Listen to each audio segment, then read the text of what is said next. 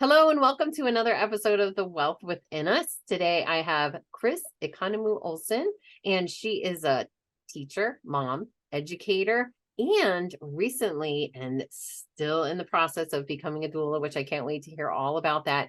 But she has had an incredible journey, not just traveling journey and living all over the world, but a journey of health and relationships and finding herself. So she is going to start us off by telling us all a little bit about where this journey began and how many years later you landed here in the United States, where I so luckily got to meet you. Hi, thanks so much, Michelle. Absolutely. I actually was born in the United States to Greek immigrants, and then I was raised in the Middle East. So my father was an engineer, and I grew up in a compound surrounded by people from all over the world. A lot of mostly Western Americans, Canadians, some Europeans, but also people from all over. And my mother, who's a Greek woman, who was Greek, she passed away 10 years ago. She was incredibly social and active, both in our community within the compound, just with Greeks, but then also with the women's group and as an educator. She was really into food. She catered and taught recipes, Greek recipes. But she also you now enjoy as well. Oh my goodness, she taught me everything I know, and it's like, she's not with us, like she died 10 years ago, but she's really with us all the time. And I feel like she's part of me, of course. She's part of my children. But she also would take me out into the community to meet local, like Saudi women. We'd go to parties with, So my point is that we were very cultural, and I grew up with a really open mind. And I also open-minded also within Islam, which, as Americans, there's a lot of issues with, people making assumptions, but it was amazing. Stereotypes and that kind of thing. Exactly. So it really gave me an open-minded view of the whole world at an early age. And we're Greek. And so we would travel to Greece. So a lot of my friends from my childhood would travel all over the world to different countries. We typically went to Greece because my mother was the oldest of 6, and family has always been really important. So we would just spend time with family in Athens, and then on islands. Sometimes one of my aunts lives up in the mountains. So yeah, I just grew up with this really open-minded understanding of the world and just the importance of family and food and teaching, really. I guess, our mothers are our first teachers. And I didn't realize that I had a gift for teaching, but I went to university here in Pennsylvania, Lehigh University, and I got a psychology degree and a women's studies minor. And I thought, now what? So like so many of us did. Right. Or are. And I think what I realized from that experience is that, for some kids, they do need to push through, go to school, go to college, if that's your track. But some kids need to take a break and figure out what it is they want to do, because I likely would have figured out that I wanted to be a teacher right after high school. If I had had a few experiences, I would have realized, oh, this really comes naturally, and I could be a teacher. And then I would have gone to school for teaching and become a teacher in that angle. But everything happens for a reason. It does. So I got a psychology degree and a women's studies minor, and then I went home to Saudi Arabia, which of course, as a Greek American, Saudi Arabia, was it actually home? Will it ever be home? And that's where your parents continued living, not in Greece. They would continue. Right. They were still living in Saudi at that time. Yep. And then I went home, and because my dad worked for a company that, there's a lot of regulations as far as dependents and what we could do. This was Saudi Arabia, of course. I couldn't work and make money, but I could volunteer. So I was like, oh, great. I will volunteer in the elementary school where I had been a student. So that's where I realized my gift of actually classroom teaching. And I worked with a 2nd grade teacher. There was a little boy in her class who just needed a little bit of help, a little bit of just sit next to this little kiddo and help him stay on track. And, I helped the other kids as well. So I was kind of an aide, without realizing it. And the teacher was amazing. She saw something in me and was like, oh, Chris, would you like to do a lesson on, we're doing this math lesson on Thursday. How about you do it? So she would give me opportunities to just be a teacher in the classroom, which was, was kind of like a training without even, I didn't even realize it. But in the meanwhile, I was applying to the Peace Corps because I always felt this pride of being American. I was born on the night that Jimmy Carter was elected. And my mom, my parents are Greek, but my mom was like, "You're my little democratic baby," like democracy, like it, as in like the Greeks and civilization. And then it was like election night. So I was like, being in the United States, like it was like this idealistic view I had, although I knew there were like kidnappings and things that didn't happen where I lived. But anyway, I wanted to serve in the Peace Corps. So I'm teaching in like I'm, assisting in Saudi at home, and I applied to the Peace Corps and I'm accepted.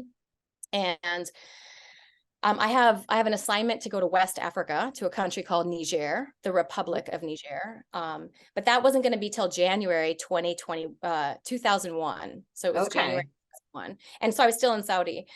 And teaching in that, like helping out in that classroom, and like, just doing some things that like, maybe, like it was just kind of, I think it was the first time I was slowing down because I'd been a student all those years. And then, Yeah. and so I would, busy. exactly. And so busy. And then in college and like, I just was kind of burnt out from like, go, go, go, go, go. And so now I found myself in this, Dhahran was like this little small town. Like really, it felt like being in small town America, even though it's Saudi Arabia. I know it's kind of weird to think like that. Well, no, every country has to have their small towns.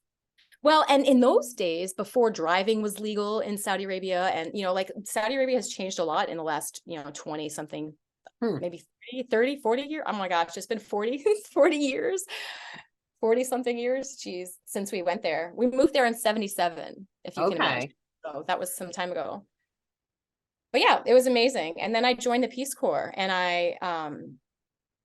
and meanwhile, health-wise, like just for a little background, because, this kind of ties into it all. Yeah. Because I definitely want to, I know you have quite a health journey as well. Yeah. It was such a blessing, and I feel incredibly privileged to have been raised in, this community where like we didn't worry about eating, we knew where the food was. We had shelter. We could even travel. Like we were, but my parents had grown up, in Greece in like during hard times. And so they were not like, woohoo, here's everything you want. Oh, you want this toy? Sure, you can have it. Oh, you want this food? You can have it. My mom, we ate mostly whole food type, she cooked almost everything we ate. Like we didn't eat a lot of packaged stuff. I think we ate some pastas. We were never allowed to have like food coloring cereal. So I'd be like, that's it. My friends get Fruit Loops, and, my parents were really anti food coloring, which I'm actually incredibly grateful for now. Yeah. But I do remember taking a lot of antibiotics. And I honestly, because you were sick, or why were you taking them?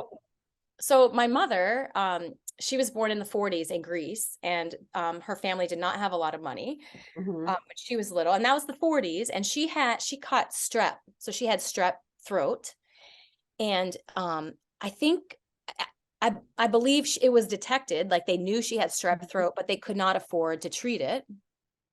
So like tea and soup and whatever. Yeah. But if you don't treat strep throat, it can affect your heart.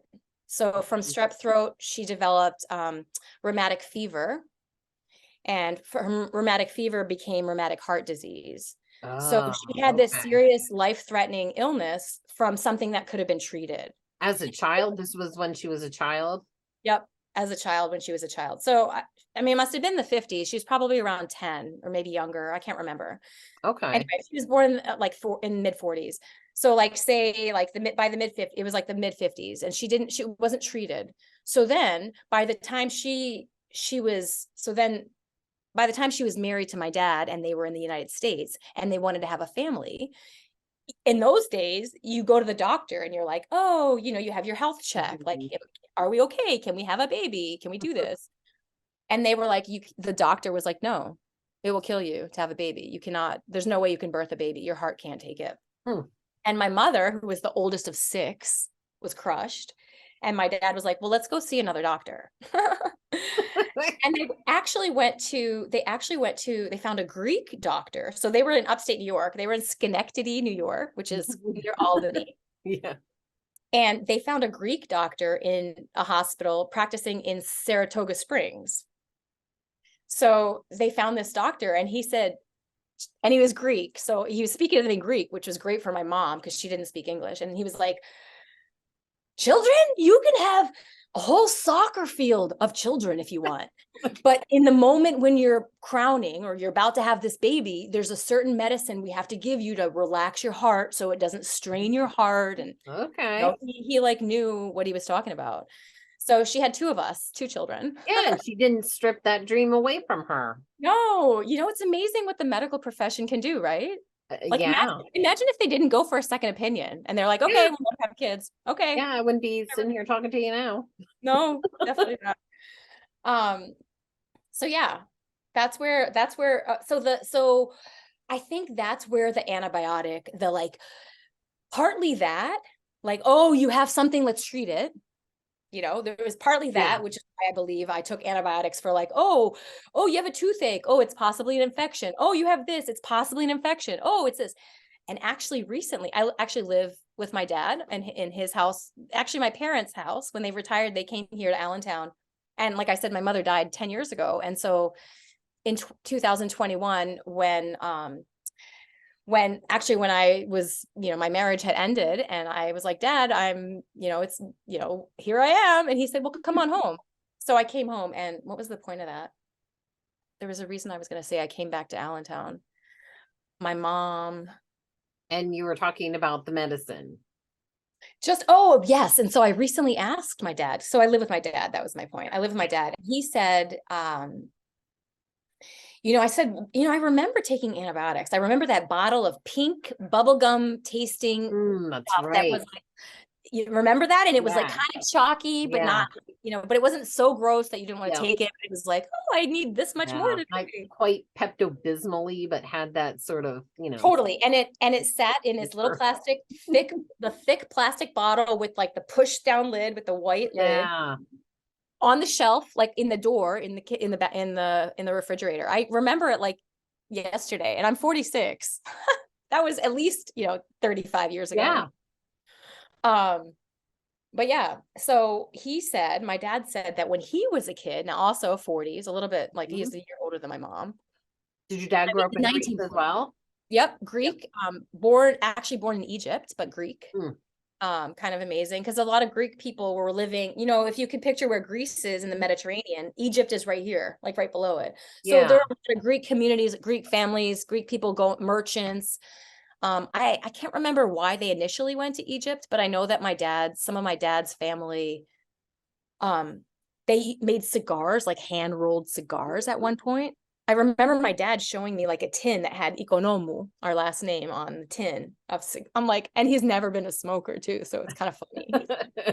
My great grandfather. Your family of cigar rollers. I wonder if they kicked back and smoked cigars, and he was like, yuck, probably. what anything to do with this. But yeah, so he said that when penicillin came out, you could do an injection of penicillin, and that he would get injected with penicillin by his mom or auntie or whoever. This is the 40s. Off the shelf, here's some penicillin. Right into your veins, or whatever. So yeah, giving it to your little kid in Saudi Arabia. Now it's the 70s. And these are doctors, they know, they went to medical school. They want to give antibiotics. We'll give it to her 5 times a year or whatever. Well, guess what? I have Crohn's disease, and I truly believe that has something to do with it. I mean, it must. Yeah. There's a lot of, we're not going to really talk about it, but there's a lot of stuff on over antibioticing everyone. Even the soaps that we use, I've never bought antibacterial soap, hand soap for the sink. I've never bought that because even that, I remember when people started talking about these super bugs that were happening, it was oh, it's because there's antibiotic use everywhere. We're trying to kill all these bugs. They were trying to kill the bugs. You're making them stronger to a certain degree. And we're killing good stuff. Antibiotic resistant stuff too. Absolutely. Antibiotic resistance. And also we're killing off good stuff. Think about especially in our gut. Like our gut needs a ton of good stuff to be functioning properly. And so as a child, I was taking antibiotics all the time, living in the Middle Oh, East, yeah. So you and basically killed all the good stuff in I your killed gut. all the good stuff. Thankfully, we were eating well. Thankfully, like I had all of like, I actually think like it's what a miracle life is. And what like, you think like, oh, I wish this had happened in my life. But then it's like, wow, if that had happened, then this wouldn't have happened. Or, you Yeah. have to be grateful for everything Mhm. as a learning experience. So I agree. I- I agree. And so whatever, I always kind of think that whatever we're meant to do, like it'll always reroute us if we're on the wrong path. I mean, it's up to us to choose to reroute, but I always think that the rerouting options are always in front of us as well. I think so too. And you just have to be open to Like open to possibility. it. Absolutely. Open to Yeah. it. And also, Because we and often know when we're stuck, we just choose to remain stuck. yes, you have to put the effort in. Like it's like all Mhm. these amazing things can happen, but they're not just going to happen. They're not going to Yeah. just appear. Like you have to start the energy. You have to, that's why, Yeah. they say like gratitude, people Mhm. say, oh, do you keep a gratitude journal? Are you, and there are times where like something happens and I think like it just feels really devastating. And then I'm like, oh, but what are you grateful for? And so, when hard things happen, I just go back to that. Like, oh yeah, Or you what's have to. the positive or the lesson that I can take out of this crappy situation so that I can maybe not look at it as so crappy. I mean, Exactly. it So could it's be not, yeah, terrible, but something to her. and sometimes it takes like a little time away from it. Maybe it's a month, maybe it's a year. But if you can look back on those things and find something positive or something that you learned, a lesson or something that made you better because of it, I mean, Then that's you grew. what they're there You're for. Yeah. growing. And you grew. Yeah. We're meant to grow. We're meant to expand. We're not meant to digress. Totally. I believe that too. Yeah, I do too. So anyway, so you've got all these antibiotics that are taking away all the good stuff in your gut. Were you sick? Like why was it more like this preventative thing? Like It was like, oh, you have a strep throat, or oh, you have so sometimes it was or legit. maybe even just like a symptom, like, well, here's you have a symptom, like maybe you weren't even going to get something, but now you're like, oh, just preventative. They were like Exactly. almost using antibiotics as a preventative, which 100%. I think Yeah. most of us know not to do that now. Yep. Uh-huh. 40 years later. That's Yeah. right. Live and let live. Mm. Yeah, so that's kind of backup for, I think like that was definitely a contributing factor to my health journey. But yeah, so after living there and living in Saudi as an graduated college student and ready to go to the Peace Corps in West Africa, and I realizing, I think I want to be a teacher. So then I was like, okay, Peace Corps is a 2-year experience. It was actually the first time I ever lived on my own fully, which is kind of amazing. It shows you how sheltered and like cocooned and privileged I was, Yeah, because even being at college, away at college can be somewhat of a, yeah, you're really not by yourself at all. No, my freshman year, I had a college roommate who was amazing. We're still actually friends to this day. And then, and the other girls on my hall became my roommates the next 3 years. So there were 5 of us who left from freshman year, the same floor. And we lived in 2 different houses, one house for 1 year and another house for 2 years off campus. And there's, of course, lifelong friends as well. Nice. Yeah, so I went to Lehigh and then I went home and joined the Peace Corps. And then I went to West Africa where, I saw things that were pretty incredible, like things that I don't know if people can have those experiences now that the internet is there. Like we were there in 2001 before September 11th. So I actually flew to Niger. It was January 11th, 2001. I remember because one of the girls in our Peace Corps group, that's her birthday, January 11th. So I made a card, or somebody made a card. We were signing a card on the airplane on our way to Niger. Like that's how, like we were already a family. Oh, And I ended up living there for 3 years. I learned 3 languages. I learned that bacteria, amoebas, and all that stuff are not our friends. So again, I took a lot of antibiotics. I was eating food with villagers with my hand on the dirt. in their concessions, like their yards. Like I was sick all the time. I was actually swimming in the river. We weren't allowed to be swimming in the river. The Peace Corps specifically said no swimming in the river. In there. Schistosomiasis. I never got that, luckily. I even never got malaria because I actually took antimalarials. Like I knew how harsh they were, but I knew how harsh malaria was. And we were I lived literally on the Niger River, 250 steps. I would walk to the river. Was it not a clean river? Well, good question. People are washing their clothes in the river. Animals are walking and pooping along the river. People are washing their bodies and their dishes. Boats are going along the river. There's like oil. Fishermen and people are cleaning their stuff by the river. No, it was not clean. It was disgusting. In fact, and remember, they're Muslim, so it's not like I'm putting a bathing suit on and going in the water. I lived whatever I was wearing, and it was typically, covered my shoulders. It wasn't like summer dress with like, we're in the US. It was like, like this basically, but not white. And I would just walk right into the water, like just here's the water level, here's the bank. I would just walk and just walk along and just be in the water with a slimy ground. Ugh. I think about it now, and I'm it's almost gross, but my excuse, if like a Peace Corps boat or car ever came up, my excuse was, I was lifeguarding. Because kids were. Did you not have shower facilities or? So no. So no lifeguarding because like kids were playing. So I'd be like, there was a little kid. I was helping the little kid. No. So that's what I would do. I'd walk into the water. I would just hang out and like laugh with the kids. The kids would all be playing, but I would usually just be sitting there, like literally just watching the place. And then I would walk back out. And by this point, I would be cold because if you sit in water long enough, even if the water's. And then I would walk my 250 steps back to my home where I would boil like 5 cups of water in a little pot and pour that pot in a bucket of like maybe half full of water. So now I have lukewarm water. So I'm like, and then I take that to my, like I had, so there was no running water. And I had like a little piece of cement in like my little shower area. So then I would take off my wet river drenched clothes and I would take like this warm bucket bath just to rinse all that gross water off. And like, soap up and rinse off. I learned how to do a lot with just a little bit of water. And then I would literally like wrap a panya, like a sarong, a piece of fabric around my body. And I would go lay on the mattress on my floor in my hut, which was a mud hut. So that was the coolest place during the day to be. Inside in the shade where like the walls like kind of insulated it and kept it cool. Yeah, and the ground's cool.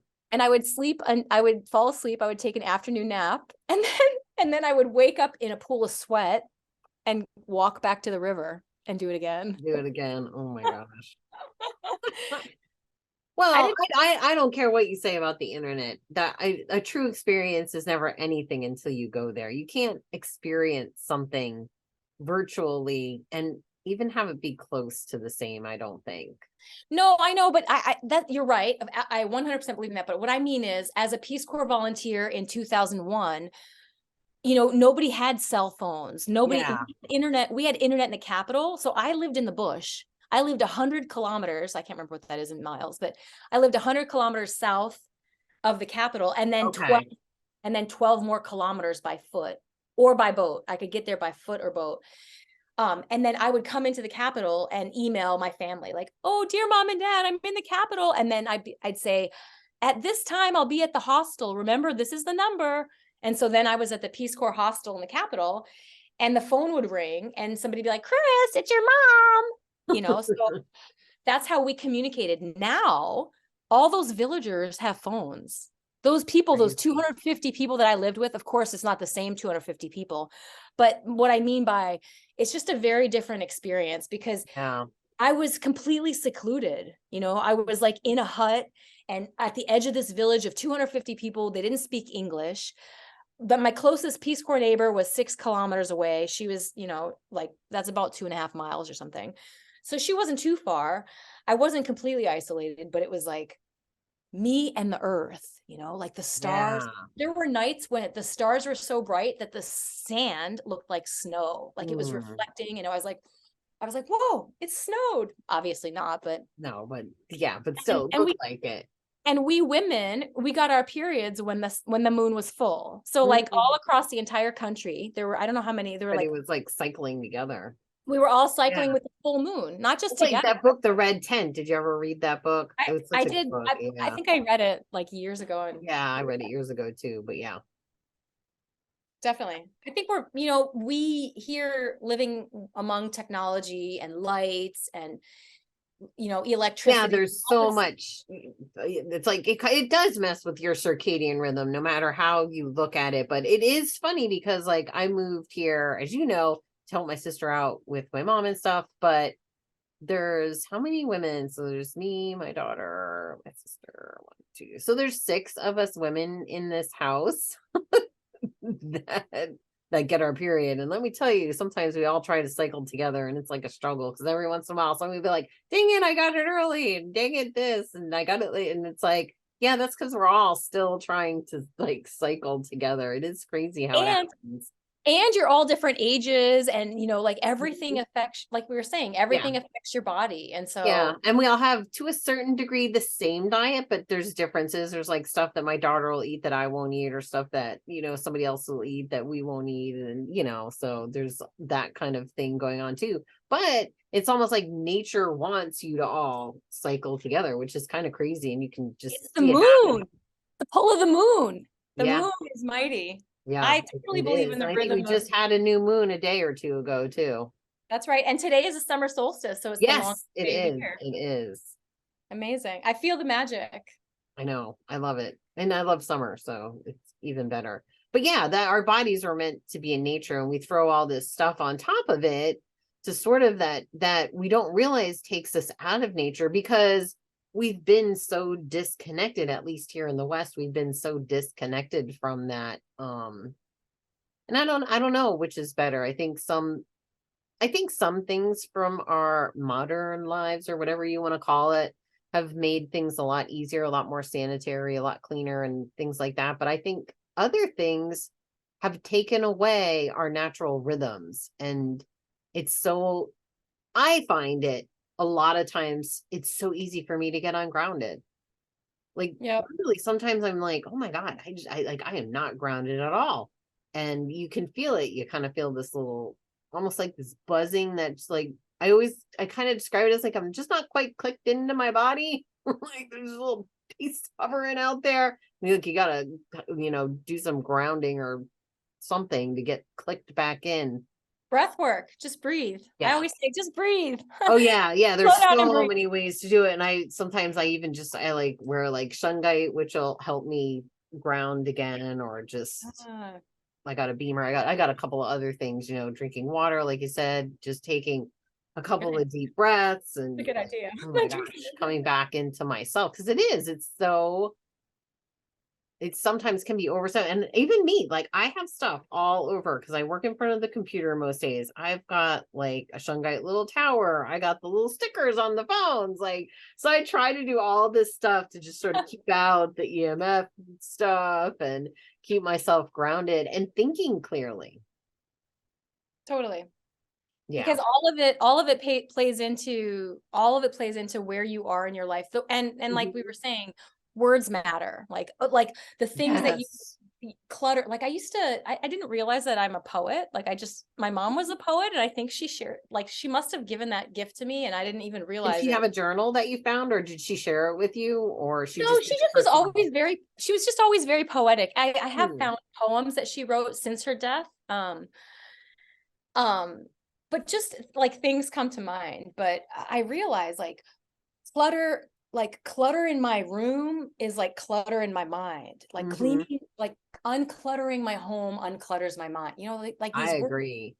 So I try to do that, like you said. Like there's just so much, like you said, all the stuff around you that's like, okay, this is a healing thing, and it's like sometimes hold on to the thing that you need and then just breathe and like Yeah, yeah. Like you can have all this stuff as like additional, but yeah, I mean, sometimes it's just as simple as just take a few deep breaths, like really deep cleansing breaths, not these like shallow, wimpy breaths, but like, like really get it in and really get it out. And oh my gosh, the difference you feel in just 3 intentional long breaths is amazing. And I've done breath work. I don't know if you've done breath work, but I mean, the effects are so incredible.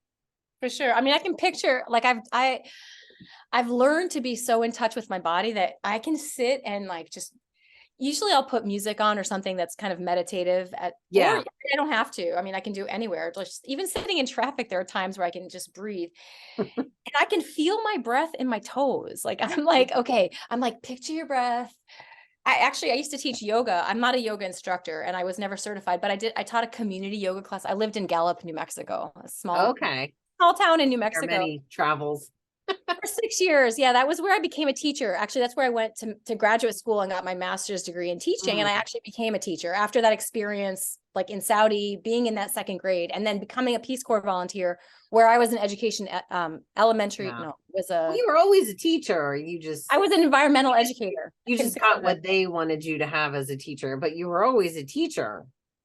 Right. So when I would teach that, it would be like, when I taught yoga, it was all about like, your breath and using your breath to like find the power. And I remember, so I had a child my first child was born when I was living in Gallup, and I was lucky enough to stay home for 8 months of her life. And that was really challenging financially, but it was such an important thing to do because I always wanted to be a mom. And it was like this beautiful bonding. And when I went back to work, I had been a teacher at an elementary school that was like a few miles north of town. And I couldn't have ridden my bike there. It was like too far out of town. But when I came back to school, now teaching 2nd grade, I had been a kindergarten teacher, but now I was a 2nd grade teacher. I worked close enough to my house so I could ride my bicycle with my kid on the bike with me. So I remember like vividly, there's a hill between where we lived and where my school was. And actually the babysitter, like a dear friend of mine who actually has since passed away, she was her first baby. She was my kid's first, like, second mom. She spoke Spanish. She was from Peru and spoke Spanish to my kid. So my baby was growing up listening to Spanish and English and Greek and sign language. But I remember there was a hill, like a low grade hill, but it was long, in this one neighborhood between where I lived and where the school was. And I remember riding the bike without the kid on the bike and like, making it and not having issues, but then having the kid with the extra bag, with the diapers and the whatever. And I remember using that breath from yoga. And I remember thinking, like, you're telling all these people to do this. Like, you gotta take your own lesson. You gotta walk your talk. Exactly. So I was like, oh, that was the point, because it was all about my breath. I was like, use your breath. So like, as I pedaled, I was like, and actually I'm getting goosebumps thinking about it, because I do it now too. Like I use my breath. And as a labor doula, which is what that's the later story, but like as a labor doula, pushing a baby out of your body is all about breathing and, having the confidence in yourself and in your own body, to do that. So yeah, words and breathing. And I mean, it's not just like things I say, but it's like what I'm living by. Yeah, exactly. Which I think we all try to do. I definitely really try to keep myself watching the words I say and the actions that I do, and noticing when they're not in alignment, like, "Ooh, you're saying this, but you're doing that." Yeah. It's amazing. I didn't even realize that. I guess then in Gallup, like riding my bicycle, I guess that was a lesson that I was picking up at that time. Yeah. And I had a toddler. I guess she was an infant. I mean, so I had a small child at that time. That kid is now 15 and I'm now 46, and I also have a 10-year-old. So I have 2 kids, and these lessons are lessons that, it's like, we're always learning them. And yeah. My travels. Like, not only are we all teachers, we're kind of all always students. Always Absolutely, 100%. And from Niger, from the Peace Corps, that's where I met the man that I married and had 2 children with. So from there we went to New Mexico, and I had a baby, and then he was a school counselor and I was a teacher. So then we went abroad. So that took us abroad. And so, but after my kid was born, so actually this was kind of an important health thing that happened to me because I didn't realize I had health issues. You know, I had taken antibiotics as a kid. I had some cavities. But I was like, I mean, this is kind of TMI, but I was like really gassy and had issues with my gut. And nobody ever said, let's go see a GI specialist. Nobody. And it's interesting because like, it seems like I was living in a home that was really in tune with the medical field, you know, like the whole antibiotics and, oh, you have a cavity. Oh, let's get your eyes checked. I mean, I've been wearing glasses since I was 7. So, but for whatever reason, I never saw a GI. And so then I was pregnant with this baby in New Mexico, and the hospital that I was going to has midwives. They have OBGYNs as well, but they also hire midwives because it's cheaper. Look at that. They should pay them just as much as the OBGYN. I know. Anyway, it's cheaper for a hospital to have a midwife, apparently. So, and I was not a high risk pregnancy. I was only 30 when I was pregnant. I was 31 when the kid was born. But I started having pains around 7 months, like gut, like pains in my belly, like a lot of gas and a lot of discomfort. And I just thought, oh, well, I'm just getting bigger. There's a baby. Like, this is normal. Yeah. But I couldn't eat. Oh. I was in so much pain that I like, it hurt to eat. And so I just wouldn't eat. And so my midwife, you know, I started seeing her, and she said, I need to see you more often because you're losing weight, Chris. You're supposed to be gaining weight, and now you're losing weight. And, I mean, by the time I had that child, I was 31, but I looked like I was 17. Oh, wow. I lost so much weight. I was so skinny. Actually, I had a wedding ring. I had to wear it on my middle finger. Huh. And I was so skinny, and I had this like cute little belly, like this little basketball belt. Well, it wasn't even that little. But anyway, I had all these issues, and, you know, it was like, we just have to get I was induced. I ended up being induced, which, by the way, if I had had a doula, I might not have been induced at 38 weeks, but thankfully I was induced with no complications. I still managed to have my baby without, like, you know, she didn't respond. She didn't respond negatively to the Pitocin, which is often the case. Yeah, you know, luckily the rest of the birth happened because she was also pretty small. She was like 6 pounds, 2 ounces. Well, which would make sense because if you weren't eating, then. Exactly. And which is why my body was having contractions early on. Like a few times I had to go get intervention and like an IV drip of this. There's a drug called tributylane that they use to stop contractions. Okay. I'm not exactly sure what it's made of, but it made me feel like I drank 15 cups of coffee. Like I remember, I remember laying in a recliner with like heated blanket, you know, at the hospital, they can give you these heated blankets. And I was like in this little cocooned heated blanket nook hooked up to this IV and like jittering. Like I was like, whoa. Oh my God. I have no idea what's in it. So. But it stopped my contractions. So that baby stayed in my body until 38 weeks. So when she was induced and born at 38 weeks.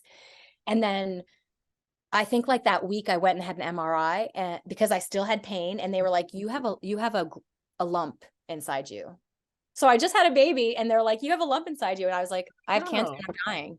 I was, you know, your brain goes to the worst case scenario. Some it did then. I was like, I just had a baby and now I'm going to die. So the words we say to each other or to ourselves. Exactly. I felt so like, I'm sure that was like this elevated, like, oh my gosh, what's going to happen? What's going to happen? So, the Mayo Clinic is this great big hospital network, and they have a campus in, Scottsdale, Arizona, which is fairly close to Gallup, New Mexico. So I went to Scottsdale, Arizona, and I had to drink barium, and I had been nursing, and the baby didn't take a bottle. So that means the baby couldn't eat for like hours and hours, which, you had babies, they're older now, but babies that are hungry scream. So that was a lot of screaming. Oh my gosh. Really traumatizing. But the doctor that I saw was a woman doctor, and she said to me, oh, you have Crohn's disease. You need to quit nursing, and here are some drugs we're going to put you on. And I was like, nope. Okay, thank you for telling me I have Crohn's disease. That's awful. I don't know what that is. I'm going to figure that out. I'm not going to. Maybe that'll like solve some things I've been thinking about over the many long years. But yeah, no, not that plan. You know, because they always give you like this plan, and then they never say, well, or there's this plan. What's the alternative route? what are Yes. my Yeah. options? Like, do I have to Yeah. take What are my drugs? options? Exactly. What are my They're options? like, Not here's they're like, something. yeah, they're like, oh, you have Here's this this. disease. Here's the drug. Yes. Here's this drug that So I get kickbacks or whatever from. it's kind of funny too, because now in retrospect, I see how, like, I don't know where I felt that strength. I mean, I guess it was the strength of tradition of family, or I guess like I wanted to nurse that baby. I wanted to be like, my drive to be a mother was stronger than my need to like take this medicine, which she was telling me I needed, but like my gut, I Yeah. mean, and here's what I keep telling the doctors, even to this day. My mother had rheumatic heart disease. She took handfuls of pills to keep her alive, blood thinners and blah, blah, blah. Like, I can't even remember all of these drugs to keep her heart healthy and her body alive. And I am incredibly grateful for that. And I will take medicine for my Crohn's disease when the data shows that I have to. Mm. When the medical people can show me, like, with pictures and with like all the information that says, Yeah. here is how you, And in contrast to what these alternatives will do, which is what I'm like, doing, yeah, which is which what I'm is already doing. weighing the pros and cons. And it's like, and even then, it's still your choice. Right. So I didn't have, it wasn't that I had an issue with the medicine. It was that I had an issue with her telling me I couldn't be a mom, the kind of mom I wanted to be. For Yeah. me, it was really important to me. So, my, my ex, my husband at the time, he was really supportive and really helpful. He went out and bought all these books on Crohn's disease, this person's journey, what this person ate. And honestly, while it was like incredibly informative, it also freaked me out, because I was like, oh, I can't eat this. I can't eat that. You can't eat the nightshades. You can't eat this. And I came from a family of food, Greek Yeah. tradition, oppa, like that's what you do. You cook and feed people, and that's how you show love. And so it was really depressing. And I had a baby, and I didn't really know about postpartum depression.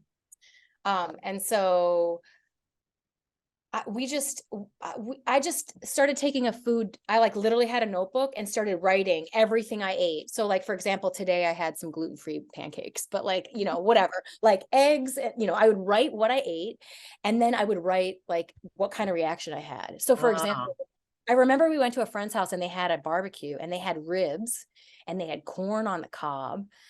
And I remember eating that and thinking that I was going to die. So I was like, stay away from ribs and corn on the cob, So for years and years, I didn't eat any of like, so then I was like, and then I realized I actually crave meat, and I didn't, the thing about Crohn's disease is I don't, your intestines is where you absorb protein. Yeah. So if you have something blocking your normal health processes, so for me, my normal health process is the absorption of protein. So for me, like, I'm always craving, like when I'm really hungry, I want protein. So, people are like, oh, hippie Chris, you must be a vegetarian. It's like, I want like a whole cow. Can I just raise an animal so I can, and it's because, I really need it. Like, we all need protein, Yeah. but you probably digest, or you probably absorb it more readily than I do. And so anyway, that, And I'm sure it plays into your blood type too. I've learned a lot about that. Like, your blood type also determines how you break down and what foods to avoid or eat too. And most of the time it's pretty spot on. It's interesting, because I looked into that, and according to my blood type, I shouldn't be eating meat. But I've tried not eating meat, and I don't have to eat meat, but now, so I don't know. I don't know what it is. Yeah. Like, I think sometimes it's like you said, you go with your second brain gut, and you're like, no, my gut says I need this. My intuition says I'm going to feel better if I do this. Yeah. Right. So I actually was like, I'm going to treat this. And this was in 2008. I'm going to treat this naturally. I'm going to pay attention to my body, and I'm going to avoid things that hurt me. I was still drinking alcohol a little bit, like, just hanging out with friends, not so much, because I was a mom now, but I had been drinking. I had never had an issue with alcohol, and I never judged it. I was like, sure, I'm whatever. Greek. We grew up without it. It wasn't like, ooh, we want to drink and get drunk, like you think, like the typical American stereotype. Yeah. No, it's like, I just want to enjoy this glass of wine or whatever it is. Right. And now actually, I don't really drink very much. And when I do drink, because I'm so in tune with my body, I can feel that alcohol is a depressant. I don't, it's not that it depresses me. It's that I can actually feel like sometimes it does. Well, I remember actually the last time I had a drink. Well, no, I remember I had a drink like a few months ago. It was a delicious beverage. It was this like fruity mango thing that was like way too small. It was way too small, but it was like, and a couple of days later, so that was like a Thursday or a Friday night. And a few days later, I remember feeling like this like heaviness. You know how sometimes you feel like you need to cry or like you have like you don't even know what. It's not like something. Yeah. You're like, you have an emotion and you need to let it go. I felt that. And I was like, that's the alcohol. Like I knew it. It was like correlation, cause and effect. But yeah, so after that Gallup experience or the Scottsdale, Arizona Mayo Clinic experience, I kind of kept track of things. But at the same time, I had issues. Like when I was stressed out, I I would poop my pants. Like it was really a humbling experience. Yeah. We lived in Thailand, and I remember one time, like, on the Sky Train on the BTS, I was a teacher at an international school. And it was a weekend, and we were taking our 3.5, 4-year-old, or what, she was a little kiddo, to some mall, like everything was a sightseeing experience because it was so wild and like amazing in Thailand. And I remember like my belly gurgling, and I was like, uh-oh. And so what we had to do, our first stop was the bathroom, like the women's bathroom. And I was like, I'm going to hang out here. And my family had to go buy a new pair of pants for me because, so I was like, something's up. And I went and saw a doctor there, and he's like, I do not think it is Crohn's. We will do an investigation. And he prescribed me all these drugs. And in the meanwhile, we were trying to have another baby. So we were like, okay, time for baby number 2. So I told the doctor, we can experiment all you want, but I am trying to conceive. So please be mindful of like trying to conceive. So he gave me like a handful of drugs, like he gave me all these bottles. And this is another learning experience I had. I went home and I took the first dose of all the drugs. And then I was like, wait a second, I should read what these are. Yeah. What am I popping in my body that I know I'm already having issues with? Meanwhile, like I'm pretty observant and like educated and like on it. But, sometimes you just miss the lesson. It's right there. So one of the drugs was like only prescribed to men, and it caused certain whatever. One, because it could alter your hormone level. I'm trying to conceive. Do we want to alter the hormone levels? Yeah, he's maybe now that you're talking, maybe he was a little questionable of a doctor. Totally questionable. The second drug was like let's reach into my candy bin of pills. A known carcinogen. This is Thailand, right? Different standards, different like laws for medicine. Who knows? Yeah. I don't know. One was a known carcinogen. One was like, I don't know. One of them, actually one of them caused deformities in utero. Like specifically, don't take this during your brain. Oh my God. He gave like all the wrong crap. So I was livid. I was like, oh my God, what if I'm pregnant? So I went to the hospital the next day. This was like the second largest hospital, a Western hospital, or like expat. A lot of people, like it wasn't a local hospital, it was a private hospital. And our insurance, like our health insurance from our jobs covered it. So I went to the hospital the next day, and I went into the office, like the GI, like that little lobby area. There's like a main little office. And I was like, hi, I don't have an appointment, but I had an appointment yesterday, and I'd like to see the doctor because I had the drugs with me. I was like, because he prescribed me drugs that I should not be taking. And the woman was like, oh, just a moment. No. And then he comes in, he like must've been out to lunch or something with like his like some colleagues. So they walk in, and he sees me, and he's like smiles like, oh, hello. And I was like, hi, these drugs are not to be taken by someone trying to conceive. I need a pregnancy test, and you need to pay for it. And he, like another learning experience in Thailand, you don't talk to people like that.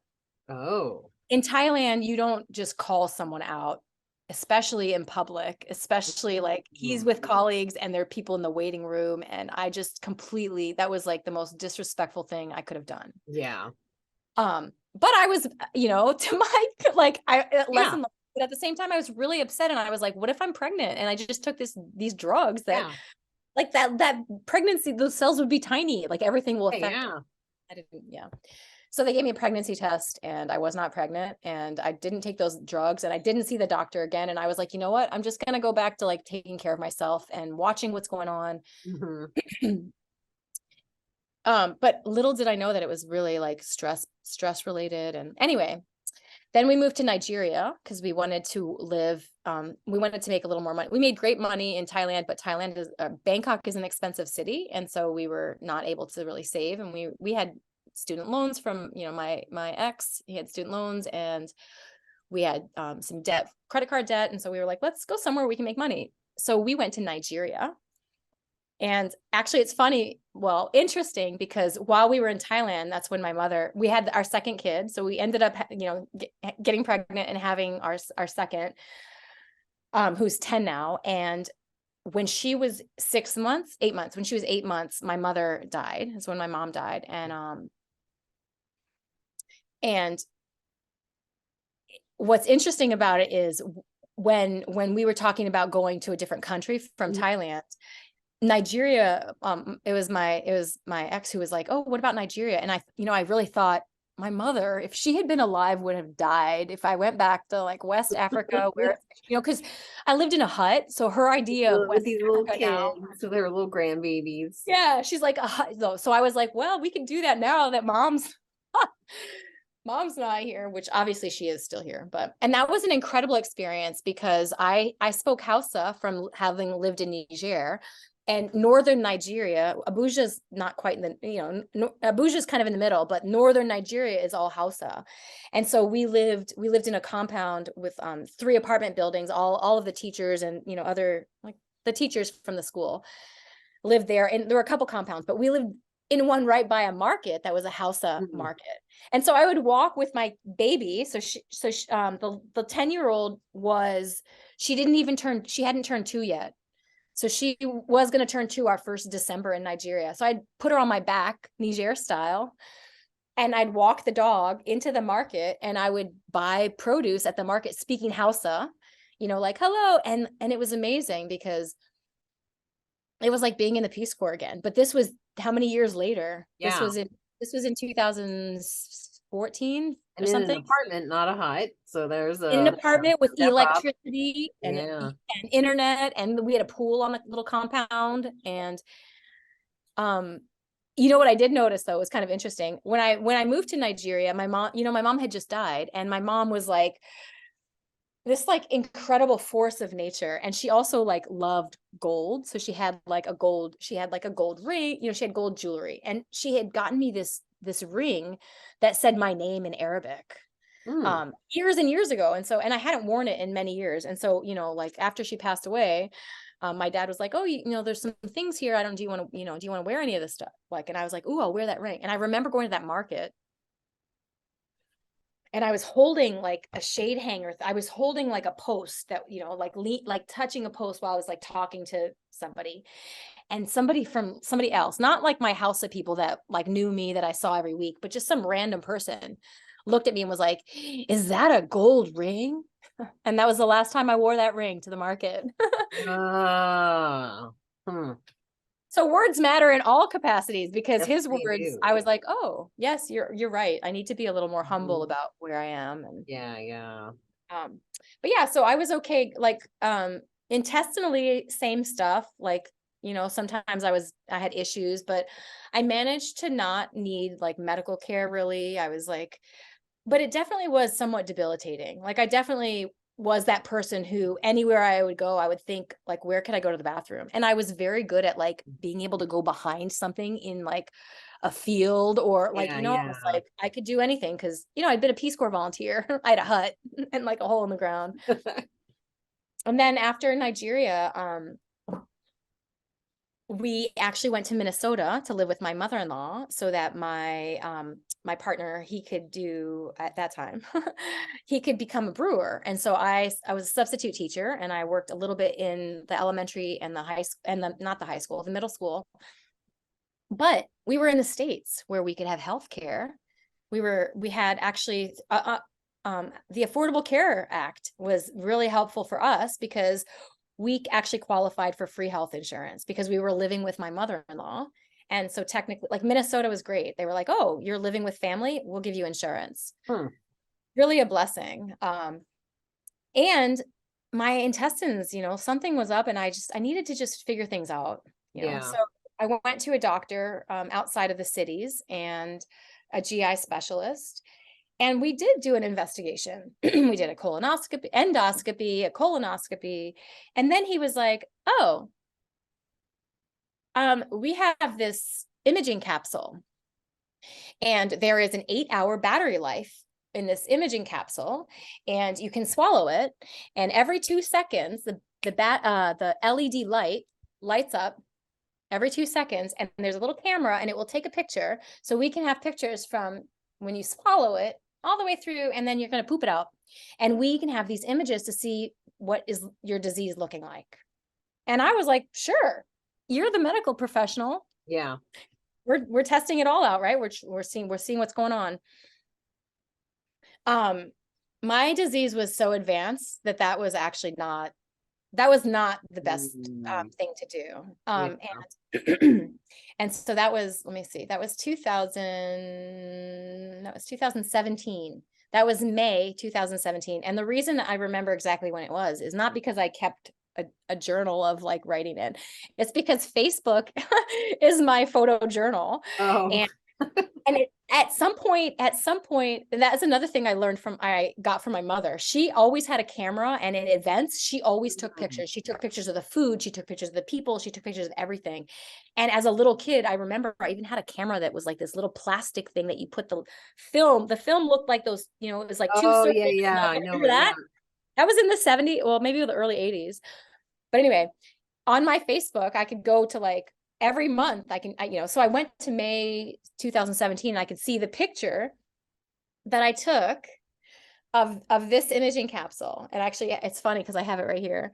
Yeah. Because I have a friend who's going to make it into jewelry, but I swallowed this pill. Crazy. So like, I'm a small human, but my hand's pretty small, but it is like a substantial, I would say this is a horse pill. To me, it looks huge. Yeah. It is huge. It's like the size of my nose. Yeah. I don't even big know ass pill. Put that up your nostril. Ugh. So I swallowed this pill. I had to fast the night before, and I swallowed this pill. They gave me one little tiny bottle of water, and I was like, "Oh, please, can I have another one?" Yeah. Oh my God. Meanwhile, my mom, she could take handfuls of pills, remember? But I could not even take like Advil. I was like, now they want you to take that thing down your. Oh my God. So I swallowed this pill, and I had to wear like a little I had to wear a little computer, like a little. There was something on a thing I wore across my body, like a little computer.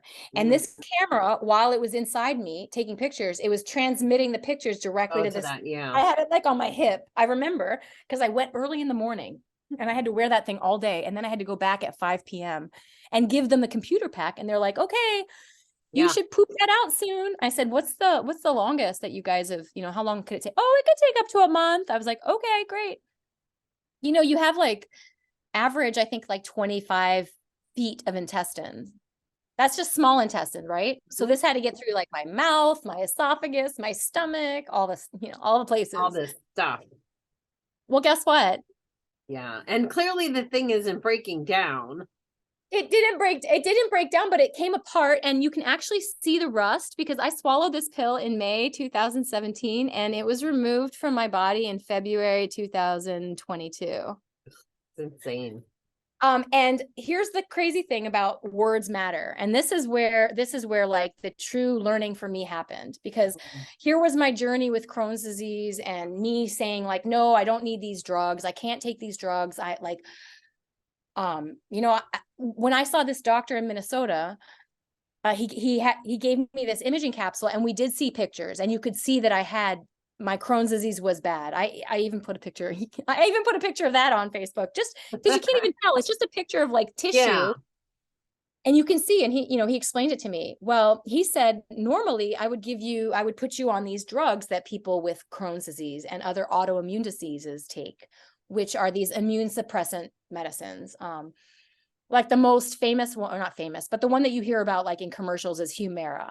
But there's Okay. like, that's the name brand one, but then there's like a few different kinds of these drugs. And what they do is target a specific part of your body and suppress your immune system there. So like that drug suppresses the immune system around the intestinal, like the digestive tract. So like, your chances of getting diseases and other things increases when you take drugs like that. It's a really strong medication that you should take if you need to take it. Yeah. And that I will take if I need to take it, right? I will take it. But I said this to the doctor in Minnesota, because by the time spring came along in Minnesota that year, 2017, we had decided to move back to Asia, and we were moving to Cambodia. I was going to teach at an elementary school in Cambodia. Okay. In Siem Reap, where Angkor Wat is, which is kind of an amazing place if you've never been. Cambodia should definitely be on everyone's bucket list. But we were going to the developing world, and I was like, I'm not going to take drugs that suppress my immune system. Yeah. I can't do that. That doesn't make any sense to me. And the doctor agreed. So what he gave me was a pill bottle of prednisone. And on the pill bottle were instructions on how to take that. And he said, if you have a bad flare, follow those instructions. Okay. So this was May. Well, this must have been like June. It might have been like the end of May or June 2017. And then we moved to Cambodia. We lived in Cambodia for 2 years. And in those 2 years, I took that bottle of prednisone, and then I bought over the counter in a pharmacy in Cambodia 3 more times. I bought that same sort of regimen, like the same dosage, because I had flares that were so bad that there were times I thought like, I'm going to die. And I had 2 kids, I had a wife, and I was like, and it was really hard. I was like, I remember one time, and my oldest, her bedroom was on the first floor. We had a two-story apartment, and her bedroom was right off the kitchen. And I remember laying on her bed, because I couldn't even go upstairs to my bed, laying there thinking, how am I going to get to Thailand, to the good hospital in Bangkok? Because I think I need to go to the hospital. I was like in such rough shape. I couldn't eat. I couldn't, and it was like, it was really hard because, when you have kids, you want to do things with your kids. You want to do, it's like, and especially you're traveling, so you want to explore, like you want to do things. It was just a really humbling experience. And I didn't make it to Thailand during that time. I just took steroids and self-treated, which, that's a whole nother thing, because my hands were super dry. I was really hyper. Like I was like, again, like that sort of tributary. So anyway, partly I was really stressed living in Cambodia because we weren't really financially in a good place. The school that I worked for did not have a very good package. It wasn't like, it wasn't like the best international school in the world that hooks you up. It was like basically dirt. And, my partner at the time was working on opening, like doing, getting into the beer industry, brewing. And so he was out exploring the countryside looking for a place to build a brewery. And I was teaching, but financially it was so stressful that tied into it, like I'm sure of it. I'm 100% sure that stress affects your entire body. It does, because like the number one thing it does is it causes inflammation, and then inflammation just wreaks havoc everywhere else, and especially where you're already susceptible. 100%. And your body's already attacking itself. So then your body's like, oh wait, there's more inflammation. Oh, there's another problem here. Let's attack here. And then you're screwed. You're like, you feel like you're gonna die. And you're like, living with chronic pain, like it was awful. I mean, and I'm not I kind of quit drinking. Like I wasn't drinking. I couldn't drink my sorrows away. Like I couldn't do that. I would just that would be a problem because nothing would stay in my body. It would just, I did use medicinal marijuana. And I found that to be incredibly helpful, both in the aspect of like enticing me to eat. Like it stimulates, your appetite. And so, but there were literally times where I was living on broth, chicken broth, bone broth, and coconut water. I was so grateful to be in Asia where like a coconut was like 10 cents or like, oh my gosh. And I had a machete, like I had a cleaver that I would buy a couple, put them in the fridge, and I would hack off, open it up, suck that juice down like it was blood, like my bloodline, like Oh. my lifeline. But yeah, so then from Cambodia, we went to Vietnam. I got actually the most incredible teaching job that I've had was in an school that uses the International Baccalaureate, the American International School of Vietnam in Ho Chi Minh. And initially we lived in a high-rise apartment on the 14th floor. It was like not a good situation because we had a puppy dog and we had a cat. And so we ended up moving to an apartment a little bit further away that had this huge balcony. And so I could watch the sunrise and the sunset, and I could garden, and like it just was much more my pace, and everybody was happier. The dog was happier. We ended up having to rehome him because we actually moved because the dog had bitten someone. That's another story. But anyway, yeah. But at some point, and now this was like coronavirus hadn't happened. So like this is 2000. This is 2000. No, we moved there in 2019. Okay. Yeah. So this is like, it was December 2019 when we moved to that apartment. And so then it was like the beginning of 2022. And I remember I went to Thailand and saw a doctor. So I contacted our insurance company through my school, the insurance company. And I said, hey, I have Crohn's disease and I really want to get I want to go, I want to go see a doctor. And so, we scheduled a visit, and I flew to Thailand and I went and saw a doctor. And what had happened? Yeah. I went and saw a doctor, and they did all these tests, and they were like, yes, you have Crohn's disease. And the imaging capsule is inside. Cause I was like, I have an imaging capsule inside me. They're like, what? And I had scans, but I can't remember. Maybe I didn't have them with me, so they're like, yes, you indeed have a cat. You could see it. Like they're all different angles. There's this thing because it's like half metal, or like not metal, but you could see it in the x-ray. Yeah. And so we scheduled to have surgery in March 2020. So I think this might have been January when we went, because we had like a school break. I think I had like a 4-day weekend. And so I was like, all right, my family, I left my kids with their dad in Vietnam, and I went to Thailand. And then in Thailand, the doctor was like, we're going to blow you up with laparoscopically. We're going to do a laparoscopically. We're going to open you up, like put a camera in there and look around and see and find where the pill is. Yeah, but not to leave it in there. Yeah. This one we'll take out. We can look, so we can look around and see if we can find that pill. So, and then once we see what's going on and what we may end up having to cut you open, but like that, hopefully we can do it this way and we can remove damaged intestines. And he said, but you need to go home to your country because you're going to need medical care. And so I was like, okay. And so this was like January when I saw him, right? This is like before coronavirus. And I'm teaching kindergarten. So then coronavirus, like something, that happens. And then the schools are not open to kids anymore. So students have to stay home. I have to go to work, all this like stress level. It's like, so I go to a doctor there because I want IV. Like basically the doctor in Thailand said to me, I said, what do I do? Like, what do I do now? Like, what do I do when I have an issue? Do I just take steroids again? Do I, what do I do if I have an outbreak? He said, stay hydrated. He said, stay as hydrated as you can. So anyway, sorry, back to Vietnam now. And I was having so much pain, and I went and saw a doctor, a family practice doctor. And I said, hi, I'm just here because I have Crohn's disease and I need an IV. And he was like, what? I said, I just feel really dehydrated.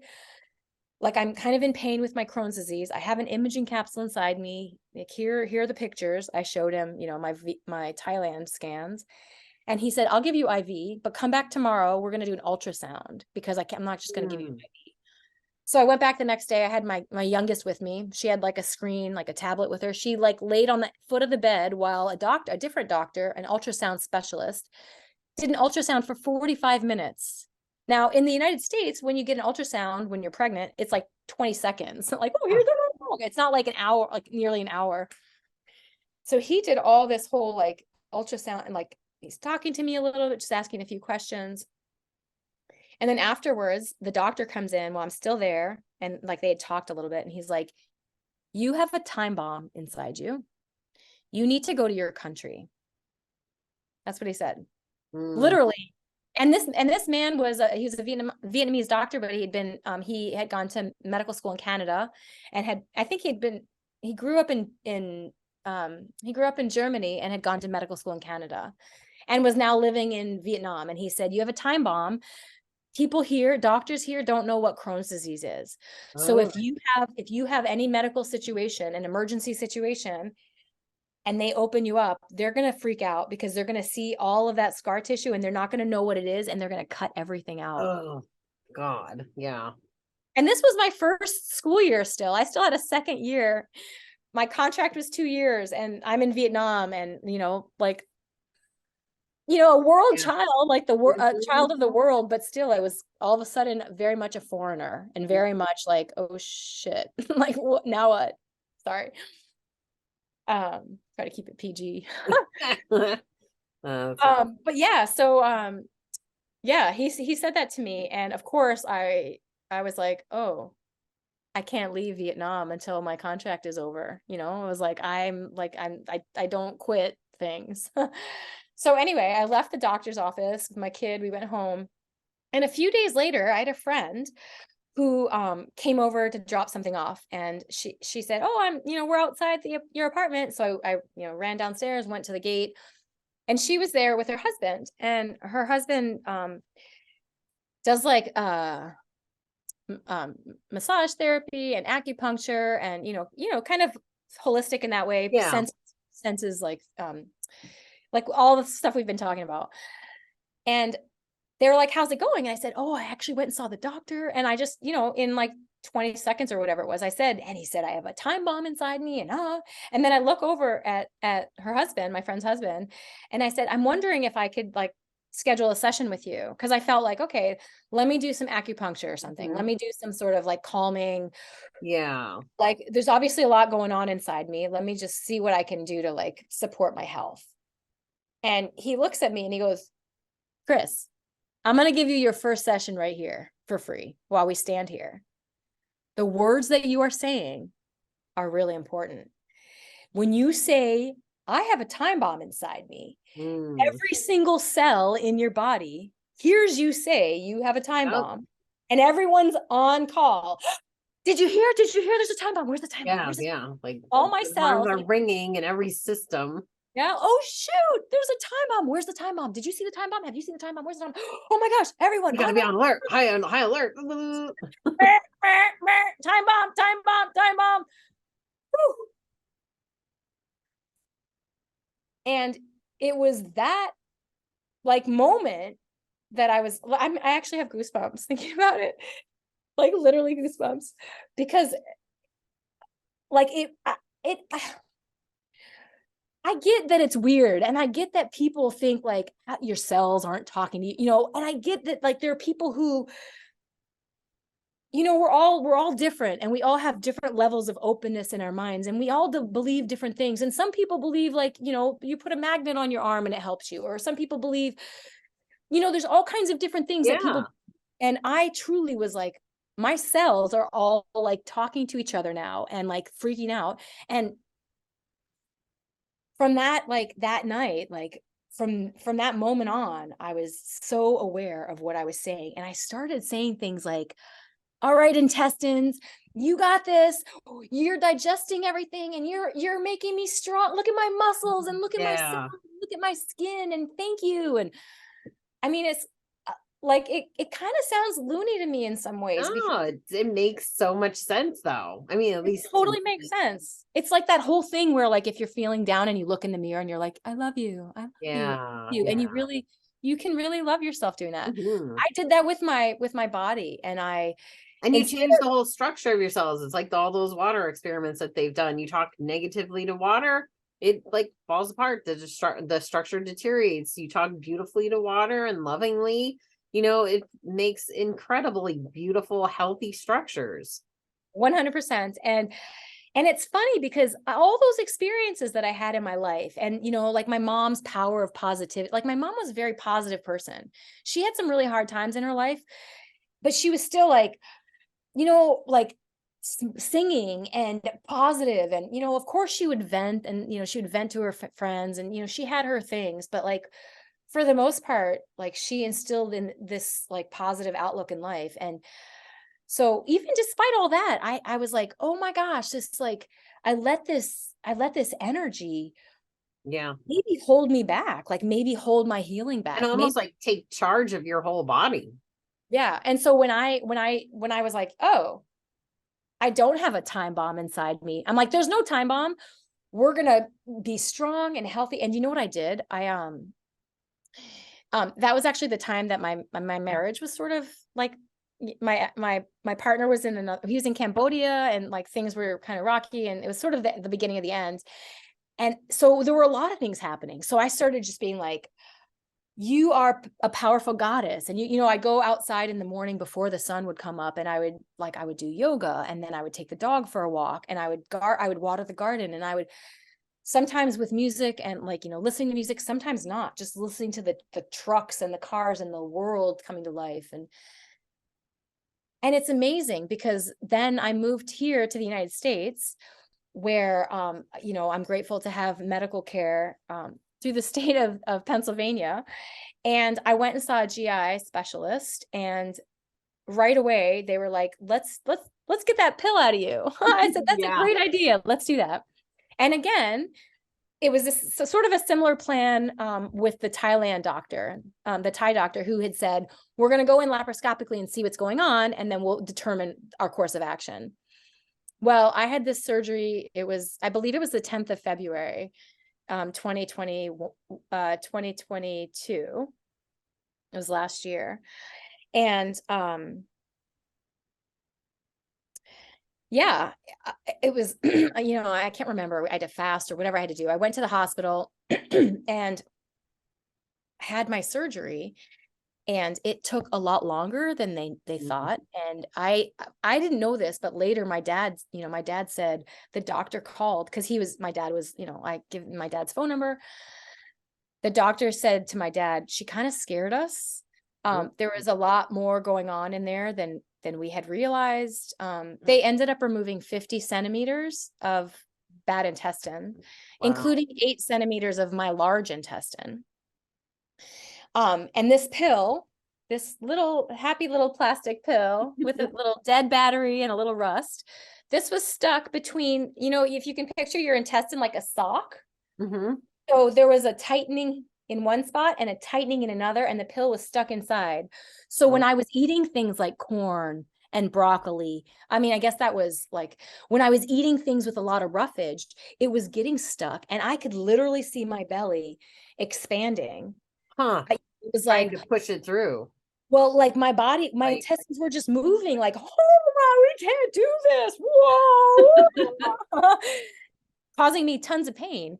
So here's the thing though, like I knew I had to have that surgery, right? It was like yeah. inevitable. We got Clearly there was no getting around that. right. And I didn't realize it was stuck between two things. That was like after the surgery, he told me all what was going on in there, which was pretty intense.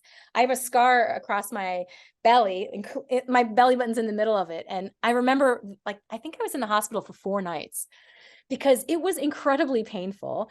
I like 2 months before my surgery, I started doing plank pose for a minute every morning. I was like determined to strengthen my abdominal muscles, because I was like, they're cutting through my abdominal muscles. Yeah. And I won't be able to do any exercise for 6 weeks. And I've had 2 children, you know, like our bodies age. Yeah. I was like, what can I do to like set myself up? So for 6 weeks, I couldn't exercise. I couldn't lift anything heavy. I was lucky to have like people around me with like lots of love, and like I knew a massage therapist who was like helping out, and it just was this incredible healing journey. But right after surgery, so I had surgery in February. Right after surgery, like one of my first appointments, I saw with the surgeon. So I have my GI doctor, but then I was seeing a specialist who's a surgeon. He said he came in to check on me, or I had an office visit. And when he came in, he saw my incision. How are you doing? I said, I feel great. I feel strong. He said, we need to start you on these meds. And I was like, okay, well, how soon? Because I'm thinking I'm not going to take immune suppressant medication when I have a wound that's healing. And he said, oh, we prescribe it, like that doesn't matter. People can take it right from like right away after surgery. And that's what we do, dependent on like their disease. And I was like, how do you know? Like, how do you know how much medicine or when to give medicine or, what determines that? And he said, when we have surgery, when we have the surgery that we gave you and we open someone up and we see like, oh, there's like, we removed like a centimeter of damage. There's this like super damaged area that's right here, but it's like just a little bit. So we remove that. That person may not need medicine. We will monitor that person, check them in 6 months with a colonoscopy, see what's going on and monitor. Well, if you have X amount of centimeters damage that are removed, then you need this medicine at this dose this often, blah, blah, blah. So there's like some kind of scale, right?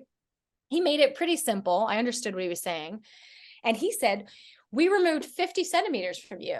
So you need heavy drugs, every blah, blah, blah, blah, blah. And we should start as soon as possible. And I was like, oh, okay. And that was that. I can't remember like what else happened, but I remember that was like that was like the come away from that. And then they're like going to call me and schedule or whatever. I was like, okay. So I leave the office and I'm thinking about this and they call me at some point and they schedule me. And I can't remember at what point. It was like, it would have been like a couple months after surgery. And then one of my kids got COVID, or both of them got COVID or something. So I was like, oh, I can't go in to the doctor's appointment. I canceled it's an infusion. So you have to go in there again, like that tributylane. You have to get in their recliner with, it's like 3 hours of drugs pumping through your system, which I'm happy to take if I have to, by the way. So that like, I'm not like anti-medicine or anti-treatment, and I kept trying to tell them that, but I felt like they were pressuring me. Like my doctor's actually she's a fellow. I think she's not a full medical doctor yet. She's working, like she's almost there. So whatever appointment I have with her, there's always like the head doctor that comes in, and that head doctor often would be standing, leaning on the counter while I'm sitting in the chair, with his arms crossed, and like not just words, but vibes matter, right? So his vibe is like this. He's like, why don't you want to take the medicine? Like they're always trying to so judgy. Which made me want to not take it more, because I'm like, I'll take it if I have to, but yeah. You're not making me feel too good about taking that. Right. Yeah. And so I just kept putting it off. Like something kept happening and like the appointments kept getting canceled. And so and I wasn't super stressed about it. Like I didn't have issues. Like after 6 weeks, actually I started running, which is kind of crazy. I was never a runner. I played soccer when I was a kid, and I played ice hockey, and I would like run for a Frisbee or stuff. But I always used to joke and say, I'll run if something's chasing me, like a lot of friends were runners doing marathons. And I'm like, oh my gosh, I have so much respect for you, but I'm going to run if something's going to kill me. Like if it's a bear, I guess not a bear.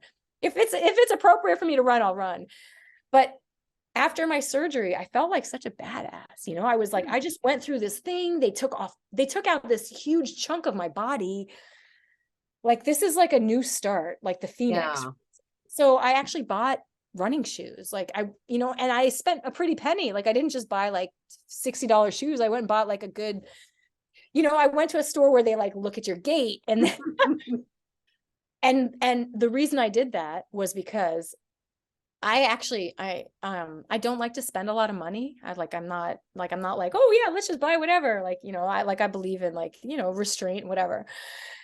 But I was like, if I spend money on a good pair of shoes, then I must use them, because then I'll feel really guilty, right? It's my commitment. So anyway, I started running, and at one point my doctor contacted me and said, oh, we haven't had an appointment. Let's schedule an appointment. And I said, can we just do a colonoscopy? Because by this point, oh no, I think I went in and actually saw her. I had a follow-up, and I said, I haven't actually gotten on the infusions. I said, they kept being scheduled.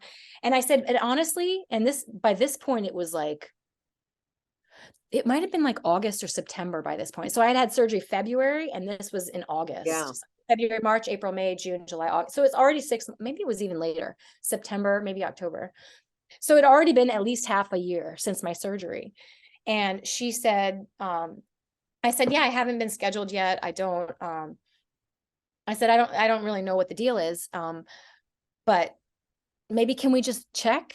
And she was like, yeah, let's not start drugs. She's like, let's do a colonoscopy. She's like, it's been some time. And I remember the colonoscopy was just before Christmas. So it was in December that I actually ended up with the colonoscopy. But she's like, let's do a colonoscopy and see things. And I was like, see what's going on. I was like, great.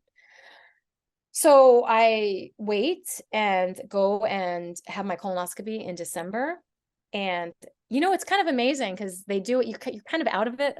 Thankfully, I mean, it's not full. I can't remember. It's not full anesthesia, but you have no idea what's going on. Yeah. Thankfully. So I'm in like the little, curtained off little space afterwards. Like, they're just holding on to me, making sure I'm all good. And my doctor comes in. Hello, Christine.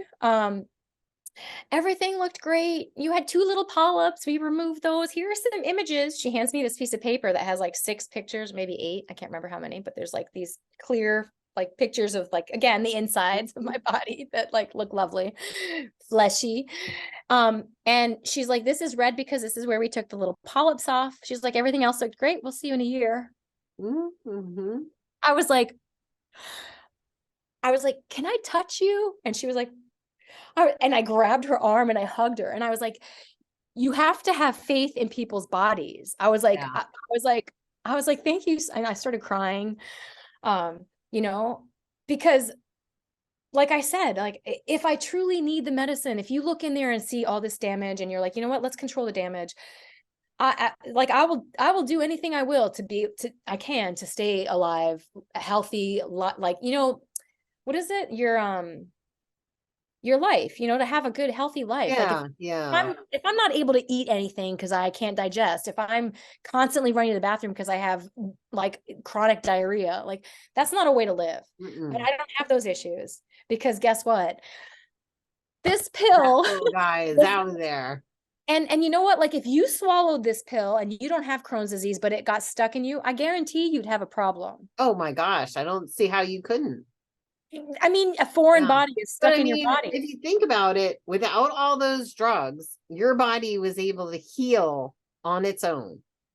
And that without being compromised. There was nothing compromising your body from doing all that healing for what? Well, 6 months, whatever. Right. Because only after they took, right. Because, and that's what I'm saying, obviously after you got, obviously with the pill in there, your body was fighting itself. But now with the pill out, your body was able to heal itself in a way that now you're so much better than you were before. Like if it was me, I wouldn't have taken those drugs either. I mean, I definitely would say I'm probably more anti-medicine than most people are, but yeah, I will try and find alternatives ways to do things. And, most people that watch this know that I do the LifeWave patches, which help your body regenerate and repair. Which can help speed along things like that. Of course, if I'd have known you then, I'd have been sticking them on you. But yeah, and it would have been amazing. Well, and it is amazing when we allow the body to do what it's supposed to do. When we trust in our body. Yeah, you have to trust in it. And we talk nice to our body. And we care and we love our body, because even all those things, you ever do the experiment where you talk to like the cup of rice or the plant and you talk negative to one and positive the other. Well, if we're doing that inside our own bodies, what do you think's happening that we can't see? 100%. 100%. I completely believe that. And yeah, I think that still paying attention and like, now if I eat something that bothers me, so for example, I don't eat dairy and I don't eat gluten, and it's not because I have an allergy. There's no allergy. I've done allergy tests. Like, my body can handle that stuff, but my intestines don't like that. Yeah. And so if I do eat something that I don't normally do, like if I, for example, like, I don't know, like, like if you had a piece of cheese or something, like a piece of baguette. Oh my gosh. my kids love, well, especially my youngest one, she's like, she could take a whole baguette down herself. But like, if I take a nice chunk of flaky bread and eat it, I'm not going to have pain.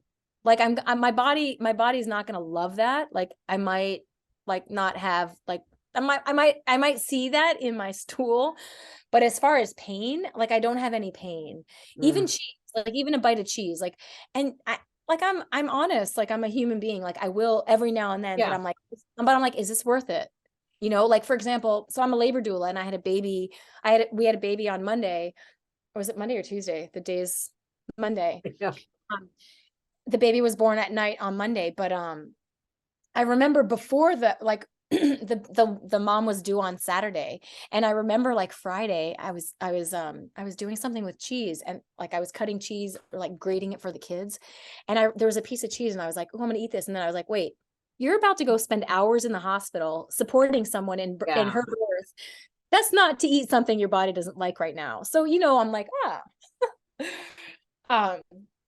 so things like that. But I think the number one motivating thing for me is that just like knowing that the power of our words is so like profound. Like anything like, and our words, I would say, equate our thoughts, because sometimes thoughts are just words not spoken out loud. And our vibrations. And like if we're vibrating positivity, other people other people can pick up that positivity. Yeah, and that's why it's infectious when you're around someone like super happy and joyful, for you to like not get some of that. And that's actually, I believe that's what the universe wants, like the vibration of like creation. We were not put here to suffer, and especially needlessly. And no, we're here to love and create and be together and grow and enjoy each other, and just like to be just to be in touch with ourselves inside and outside, like our surroundings, our internal. It's amazing. Internals. Yeah. Oh my gosh. Well, you have quite the story that you have told, and I hope so. Like after going through all of this, like what would be like your thing to leave us with? 'Cause that's a lot.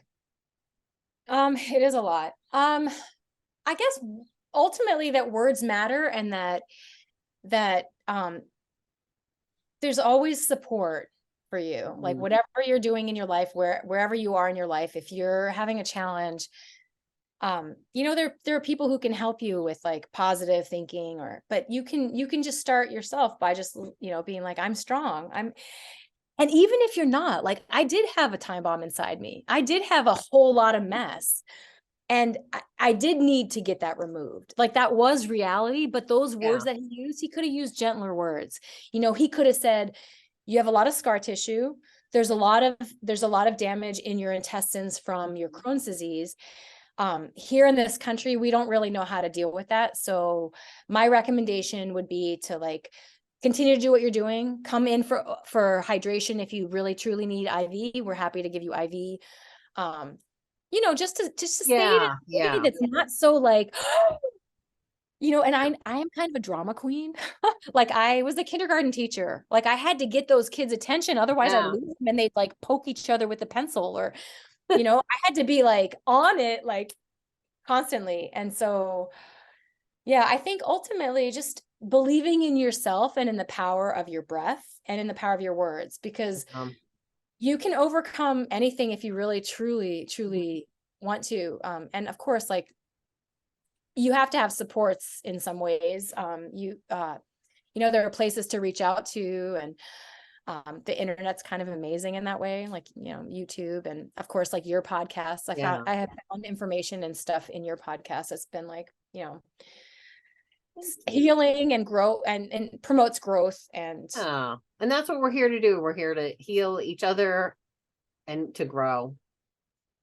And it's all comes from changing our mindset. That's what changing our words are doing, changing our mindset, changing our stuck patterns, and and creating the wealth that we want in our life, whatever that looks like for you. 100%. I believe that too. Yeah. That's awesome. Well, I would love to have you on again to talk about your doula. So hopefully you'll come back and share us how it got in. But I think this was a good place to start, because you went through quite the journeys, both travel and with your health. And I mean, there's a whole bunch of other stuff, but we won't get into that stuff because we want to keep it positive. Right, But right. but in the end, I mean, I love it. Your words do matter. So just remember that when you're going to bed tonight, and everybody say a nice thing about your body, and gratitude is always helpful. So again, thank you again. Where can people reach you? Where can people find you? And I'll have all that in the description as well. I am CEO Doula Services. I'm on Instagram and I'm on Facebook, and that is my email address. CEO Doula Services at gmail.com. I'm on Doula Match. So if people are looking for doulas, a doula is a support person, I'm not the replacement. I'm not a midwife or an OBGYN. I am your cheerleader. I'm going to teach you all about like how like the process of your pregnancy, and also how it happens that you can birth that baby from your body. And again, it's all about like the power of your mind, words, listening to your body, everything. It's and also literally putting it all together to create a life. But also surrendering to, but also just surrendering to just the rhythms of the world, like the rhythms of the universe, like we were talking about. I guess this is a good way to end, like with the moon and moon cycles and how it is summer solstice. Like, yes, just trusting in the way that things are unfolding, and allowing, we're not in this alone. We're all connected. All our energies, we actually are all one.